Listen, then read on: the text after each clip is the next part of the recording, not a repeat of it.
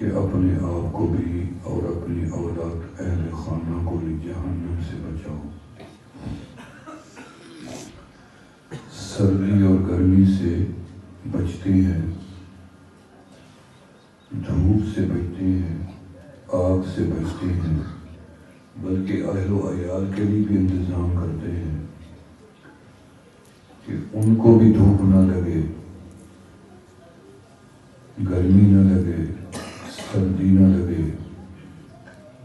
گرمیوں میں پنکھے کا انتظام ہے، کولر ہے، ایئر کنڈیشن ہے، سردی میں ہیٹر ہے، آگ کا انتظام ہے۔